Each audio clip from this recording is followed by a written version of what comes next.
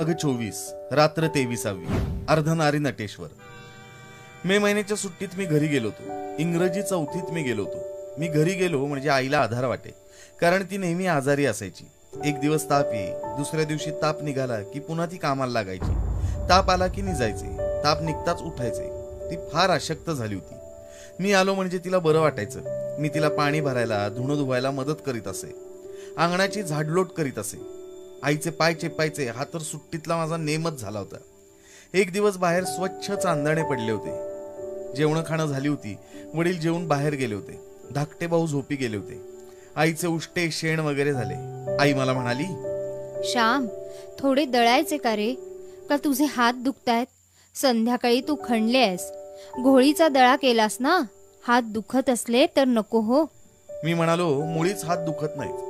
जात्याच्या खुंट्याला तुझा आणि माझा हात दोन्ही असतात। तुझा प्रेमळ हात माझ्या हाताला लागून मला शक्ती येते। चल, मी अंगणात जाते घालतो, पोत्यावर जाते घालतो। आईनं घाल म्हणून सांगितले। मी अंगणात जाते घातले।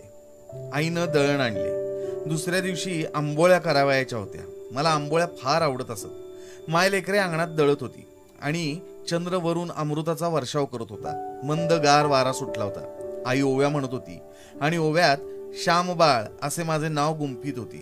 मला आनंद वाटत होता। दळण्याचे काम मला लहानपणापासून आवडते, कारण त्यामुळे आईची सेवा करता येत असे।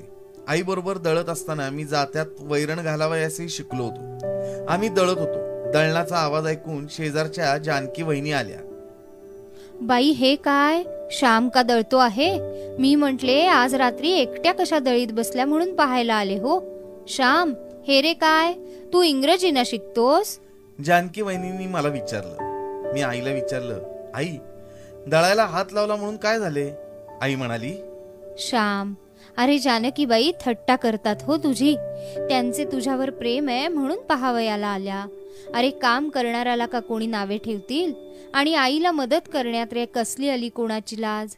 आईला मदत करणाऱ्याला हसेल तो रानटीत समजला पाहिजे। तुझ्या भक्ती विजयात जनाबाई बरोबर प्रत्यक्ष पांडुरंग नव्हता का दळायला लागत? हो हो, खरंच आहे। पण खरे असेल का ग ते? देव कबीराचे शेले विणू लागे, जनाबाईचे दळण दळू लागे, धुणी धुवू लागे, नामदेवाच्या पाठीमागे उभा राहून कीर्तनात टाळ वाजवी, नाचे। खरे का ग हे सारे? असे मी आईला विचारले। बसा नाव जानकीबाई, अशा उभ्या का? असं जानकीबाईंना विनवून आई मला म्हणाली, श्याम, अरे खरेच असेल ते। देवावर ज्यांची श्रद्धा असते व त्याचे स्मरण ठेवून जे काम करतात त्यांना देव मदत करतो हो। तू मला मदत करीत आहेस ते देवानेच पाठवले। मे महिना आला की देव मला मदत करण्यासाठी तुझ्या रूपानेच येतो जणू। अनेकांच्या रूपाने मदत करावयास देव उभा राहतो, कधी श्यामच्या रूपाने, कधी जानकीबाईंच्या रूपाने। आई, मला भेटेल का ग देव? मी एकदम विचारले। पुण्यवंताला भेटतो हो। पुष्कळ पुण्य करावे, सर्वांच्या उपयोगी पडावे म्हणजे देव भेटतो। आई म्हणाली। जानकी वहिनी मला म्हणाल्या, श्याम, का बोवा वगैरे व्हायचंय की काय तुला? मग शिकतोयस कशासाठी? इंग्रजी शिकून चांगली मोठी नोकरी कर हो। आईला नोकरीवर ने। मी म्हणालो, मला साधू व्हावेसे वाटते, भक्त व्हावेसे वाटते। आई, ओम नमो भगवते वासुदेवाय हा मंत्र जप ध्रुव बसला होता। मी बसलो तर मला भेटेल का ग देव? आई म्हणाली, बाळ, ध्रुवाची पूर्व पुण्याई केवढी थोर, त्याचा निश्चय किती अभंग। बाप राज्य द्यावयास लागला तरी तो माघारी फिरला नाही। इतके दृढ वैराग्य कोठून आणावयाचे? या जन्मी चांगला होण्याचा प्रयत्न कर, मग केव्हा तरी देव भेटेलच। जानकीबाई म्हणाल्या, श्याम, सोड, मी लावते हो हात, दमला असशील तू।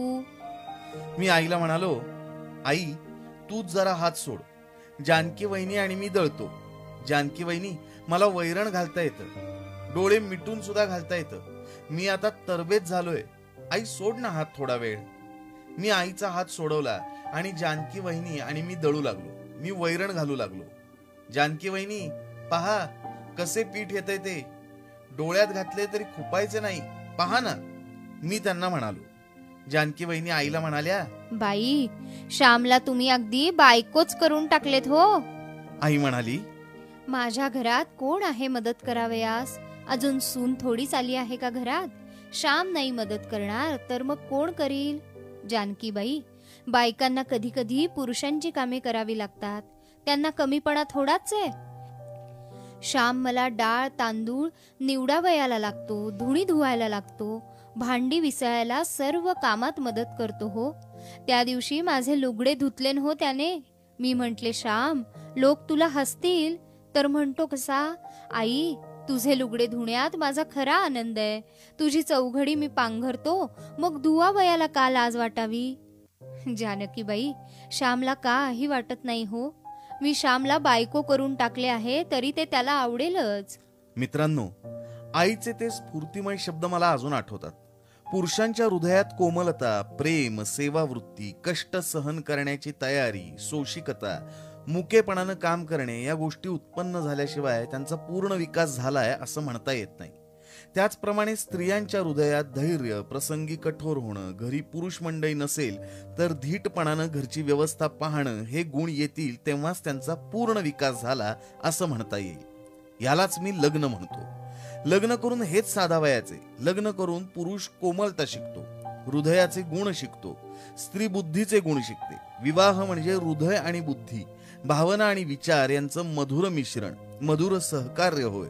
पुरुषांच्या हृदयात स्त्री गुण येणं आणि स्त्रीजवळ पुरुष गुण येणं म्हणजे विवाह होय. अर्धनारी नटेश्वर हे मानवाचे ध्येय आहे.